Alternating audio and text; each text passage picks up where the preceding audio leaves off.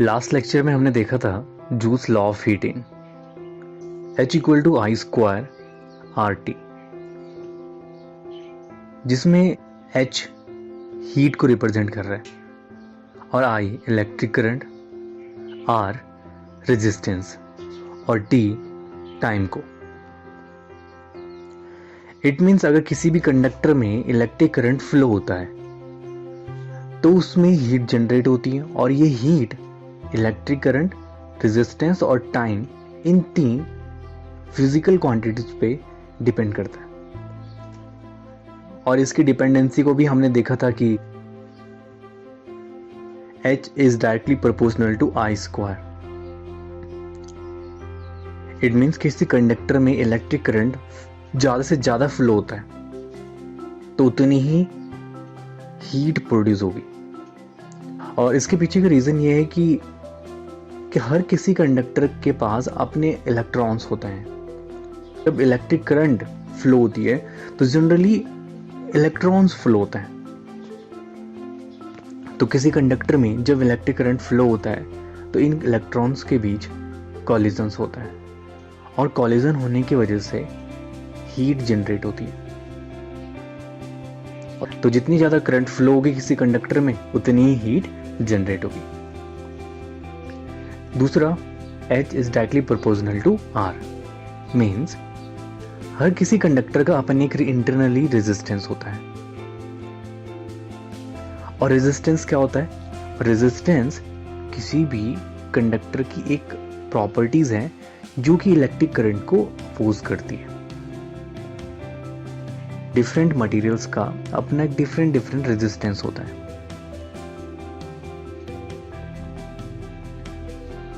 तो किसी कंडक्टर का रेजिस्टेंस अगर ज़्यादा है तो उतनी ज़्यादा हीट जनरेट होगी और कम है तो उतनी हीट कम जनरेट होगी। नेक्स्ट है time. H is directly proportional to time. H is directly proportional to T का मतलब है कि किसी भी कंडक्टर को अगर हम ज़्यादा समय तक ऑन करके रखते हैं तो उतनी ही हीट प्रोड्यूस होती है। जैसे कि अगर हम इलेक्ट्रिक हीटर का यूज़ कर रहे हैं और अगर हम उसे लंबे समय तक ऑन करके रखते हैं तो उतने ही वो हीट प्रोड्यूस करेगा। तो जूस लॉ के according heat electric current, resistance और टाइम पे डिपेंड करती है। अब हम देखेंगे कुछ important application of juice law of heating, जिसमें से है सबसे पहला इलेक्ट्रिक बल्ब। तो इलेक्ट्रिक बल्ब में जनरली हम ये देखते हैं कि जो इलेक्ट्रिक हीट जनरेट हो रही है वो लाइट प्रोड्यूस करती है। लेकिन अभी हम इसे समझने के लिए सबसे पहले इलेक्ट्रिक बल्ब की डिज़ाइनिंग को समझना होगा। इलेक्ट्रिक बल्ब की जो डिज़ाइनिंग है वो वेरी इंपॉर्टेंट है। अगर इलेक्ट्रिक बल्ब को इस तरह से डिज़ाइन ही नहीं किया होता थॉमस एल्वा एडिशन के थ्रू, तो किसी भी कंडक्टर को हम कितना भी हीट अप कर लें कभी भी लाइट प्रोड्यूस नहीं हो सकती। तो अब इसके पीछे हमें देखना है कि इसके पीछे ये रॉकेट साइंस है क्या। तो इलेक्ट्रिक बल्ब का जो इंपॉर्टेंट पार्ट है वो है इसका फिलामेंट, जो कि एक high melting point strong metal से बना होता है और जिसका नाम है टंगस्टन। टंगस्टन का जो मेल्टिंग पॉइंट है वो लगभग है 3380 डिग्री सेल्सियस। और इतना ज़्यादा हाई मेल्टिंग पॉइंट होने की वजह से ये आसानी से मेल्ट नहीं होता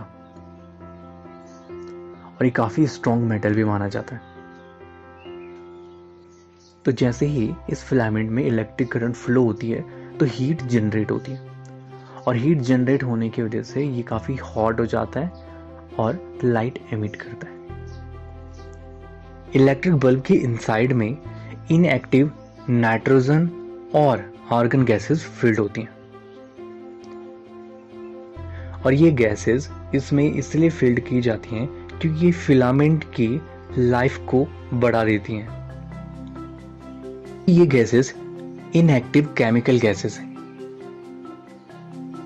और ये फिलामेंट के साथ रिएक्ट ही नहीं करती और फिलामेंट को ऑक्सीडाइज होने से भी बचाती हैं।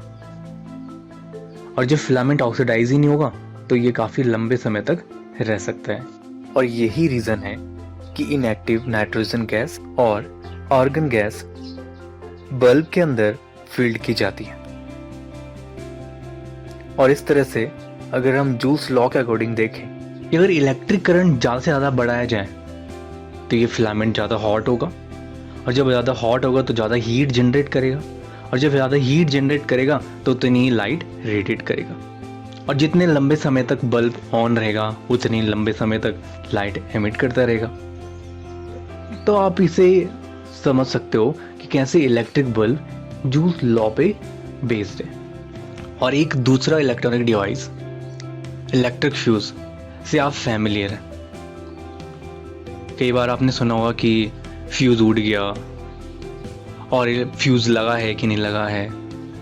तो इलेक्ट्रिक फ्यूज का काम क्या है किसी इलेक्ट्रॉनिक डिवाइस में या इलेक्ट्रिक सर्किट्स में? एक्चुअली इलेक्ट्रिक फ्यूज भी जूल्स लॉ पे बेस्ड है। Electric fuse generally electronic devices या इलेक्ट्रॉनिक इंस्ट्रूमेंट्स या इलेक्ट्रॉनिक सर्किट्स में सीरीज में लगा होता है। और सीरीज में लगे होने का पीछे का रीज़न ये है क्योंकि सीरीज में इलेक्ट्रिक करंट सेम रहती है। और हम जानते हैं कि जो डिफरेंट इलेक्ट्रॉनिक डिवाइसेस हैं वो एक स्पेसिफिक इलेक्ट्रिक करंट पे वर्क करते हैं, जैसे कि 2 एम्पियर, 3 एम्पियर, 4 एम्पियर, 5 एम्पियर। और सपोज कोई इलेक्ट्रॉनिक डिवाइस है और वो 5 एम्पियर तक की स्पेसिफिक करंट पर वर्क करता है, लेकिन अगर उसे 5 एम्पियर से ज़्यादा करंट मिल गई तो वो इलेक्ट्रॉनिक डिवाइस शॉर्ट सर्किट हो जाता है या डैमेज हो जाता है। तो उसे शॉर्ट सर्किट या डैमेज होने से बचाने के लिए अगर उसके सीरीज में इलेक्ट्रिक फ्यूज लगा है तो पहले इलेक्ट्रिक फ्यूज ब्रेक हो जाएगा, और जब इलेक्ट्रिक फ्यूज ब्रेक हो जाएगा तो इलेक्ट्रॉनिक डिवाइस सेफ हो सकता है। लेकिन अभी आपके दिमाग में क्वेश्चन आ रहा होगा, इलेक्ट्रिक फ्यूज में ऐसा क्या होता है कि वो ब्रेक हो जाता है वहाँ पे इलेक्ट्रिक सर्किट और इलेक्ट्रॉनिक डिवाइस शॉर्ट सर्किट होने से बच जाता है? एक्चुअली इलेक्ट्रिक फ्यूज में एक छोटी सी वायर का टुकड़ा लगा रहता है जो कि एक मेटेलिक वायर होती है, और ये छोटा सा मेटेलिक वायर का टुकड़ा एल्युमिनियम, कॉपर, आयरन, लेड का बनाया जाता है। लेकिन उस मेटेलिक वायर का मेल्टिंग पॉइंट काफ़ी कम होता है, और उस इलेक्ट्रिक फ्यूज को इस तरह से डिज़ाइन करा रहता है वो एक स्पेसिफिक करंट तक ही वर्क करता है।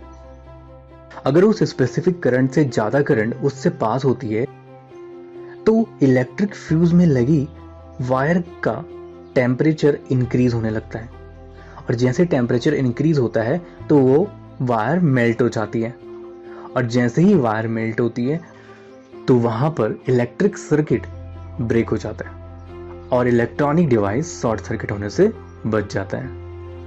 एक एग्जाम्पल की सहायता से समझने की कोशिश करते हैं कि कैसे हम एक स्पेसिफिक वैल्यू वाला फ्यूज का यूज़ कर सकते हैं किसी इलेक्ट्रॉनिक डिवाइस के लिए। माना हमारे पास एक इलेक्ट्रॉनिक आयरन है और लगभग electronic iron 1 kilowatt electric power consume करती है, और इसको ऑपरेट करने के लिए हमें 220 वोल्ट की वोल्टेज सप्लाई चाहिए। तो आप फाइंड कर सकते हैं कि कितने स्पेसिफिक करंट पर इलेक्ट्रॉनिक आयरन वर्क कर सकती है। तो अगर हम इसे एडजस्ट करें तो हमारे पास इलेक्ट्रिक करंट मिल जाएगा 4.54 एम्पियर। तो लगभग हमें 5 एम्पियर का इलेक्ट्रॉनिक फ्यूज चाहिए। हमारे पास 1 एम्पियर, 2 एम्पियर, 3 एम्पियर, 5 एम्पियर और 10 एम्पियर के फ्यूज हैं। तो आप बताइए कि हम इनमें से कौन से फ्यूज का यूज़ कर सकते हैं इस इलेक्ट्रॉनिक आयरन के लिए। तो हमारे पास इलेक्ट्रिक करंट कितना आया? 4.54 एम्पियर। तो हम इनमें से 5 एम्पियर वाले फ्यूज का यूज़ करेंगे। हमने 10 एम्पियर वाले का यूज़ क्यों नहीं किया? अब देखो 5 एम्पियर वाले का यूज़ क्यों किया, क्योंकि 4.54 एम्पियर लगभग 5 एम्पेयर की ही नियरेस्ट वैल्यू है। लेकिन 10 एम्पेयर का यूज़ क्यों नहीं किया? क्योंकि 10 एम्पेयर भी तो ज़्यादा एम्पेयर था। 10 एम्पेयर का यूज़ इसलिए नहीं किया क्योंकि इलेक्ट्रिक फ्यूज़ में लगी वायर को मेल्ट होने के लिए 10 एम्पेयर की करंट चाहिए। लेकिन हमारा इलेक्ट्रॉनिक डिवाइस तो 4.54 एम्पेयर पे ही वर्क कर देगा। अगर उसको इससे ज़्यादा करंट मिली तो वो शॉर्ट सर्किट हो जाएगा। तो फ्यूज़ लगाने का क्या काम? तो फ्यूज़ किसी भी इलेक्ट्रॉनिक डिवाइस में ऐसा लगाना चाहिए कि वो उस स्पेसिफिक करंट से थोड़ा सा ज़्यादा करंट या उस स्पेसिफिक करंट से थोड़ा हाई करंट मिलते ही ब्रेक हो जाए।